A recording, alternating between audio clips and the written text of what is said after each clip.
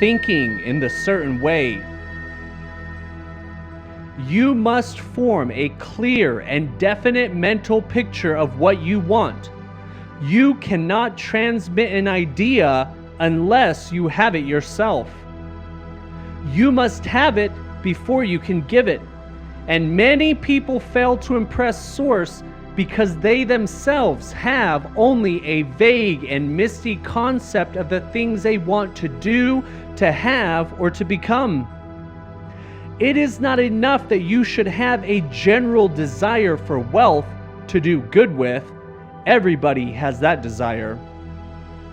It is not enough that you should have a wish to travel, to see things, live more, etc. Everybody has those desires also.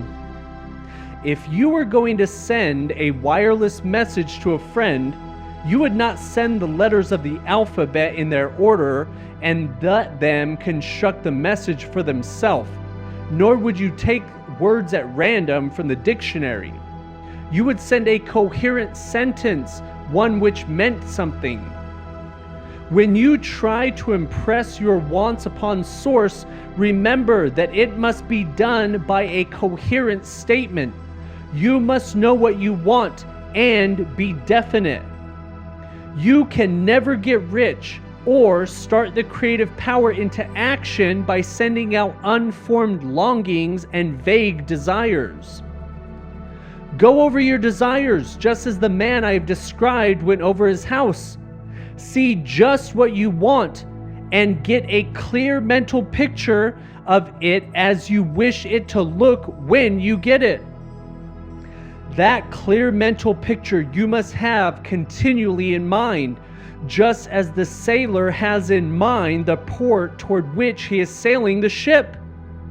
You must keep your face toward it at all time. You must no more lose sight of it than the steersman loses sight of the compass.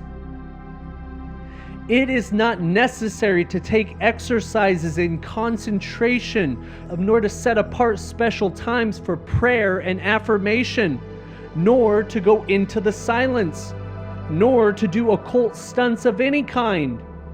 Those things are well enough, but all you need is to know what you want and to want it bad enough so that it will stay in your thoughts. Spend as much of your leisure time as you can in contemplating your picture, but no one needs to take exercises to concentrate their mind on a thing which they really want. It is the things you do not really care about which require effort to fix your attention upon them. And unless you really want to get rich, so that the desire is strong enough to hold your thoughts directed to the purpose as the magnetic pole holds the needle to the compass, it will hardly be worthwhile for you to try to carry out the instructions given in this book. The methods herein set forth are for people whose desire for riches is strong enough to overcome mental laziness and the love of ease, and make them work. The more clear and definite you make your picture then, and the more you dwell upon it, bringing out all its delightful details, the stronger your desire will be. And the stronger your desire, the easier it will be to hold your mind fixed upon the picture of what you want.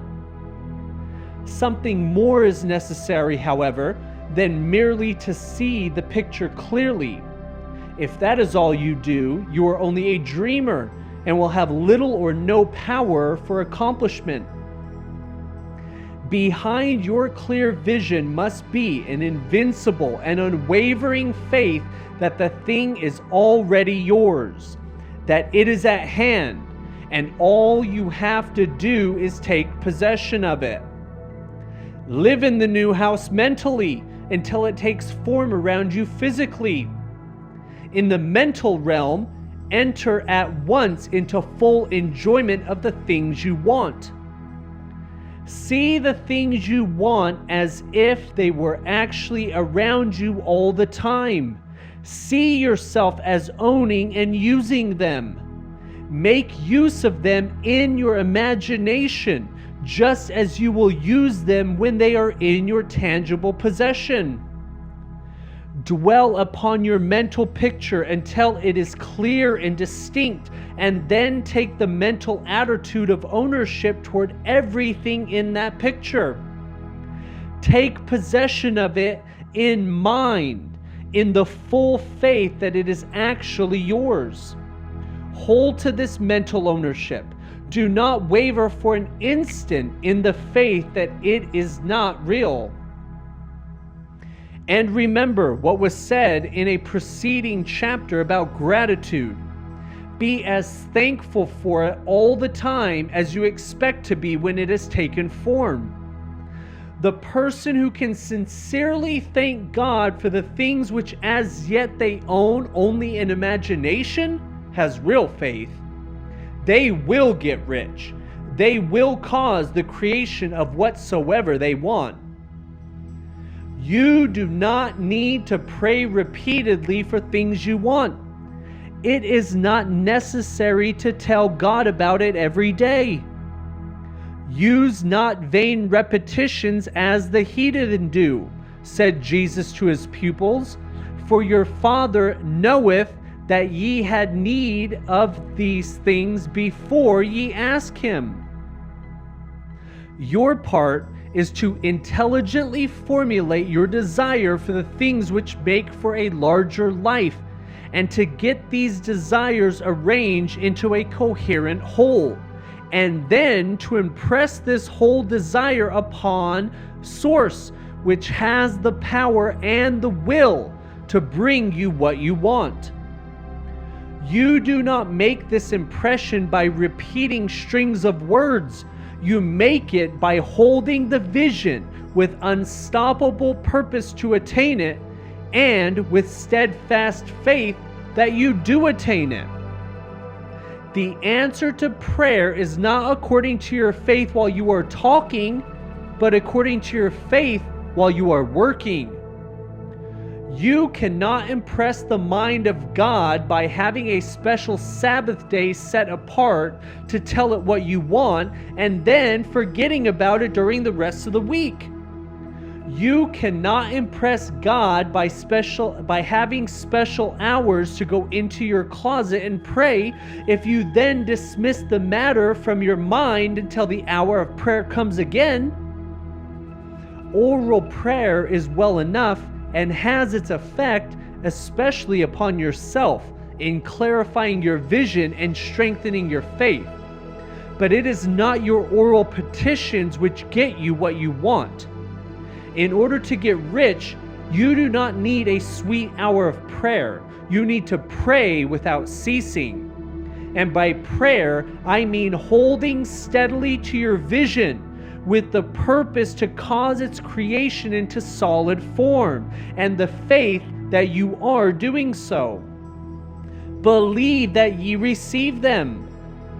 The whole matter turns on receiving. Once you have clearly formed your vision, when you have formed it, it is well to make an oral statement addressing Source in reverent prayer, and from that moment you must in your mind receive what you ask for. Live in the new house, wear the fine clothes, ride in the automobile, go on the journeys, and confidently plan for greater journeys. Think and speak of all the things you have used in terms of actual present ownership. Imagine an environment and a financial condition exactly as you want them, and live all the time in that imaginary environment and financial condition. Mind, however, that you do not do this as a mere dreamer and castle builder. Hold to the faith that the imaginary is being realized, and to the purpose to realize it. Remember that it is faith and purpose in the use of the imagination which makes the difference between the scientist and the dreamer. And having learned this fact, It is here that you must learn the proper use of the will.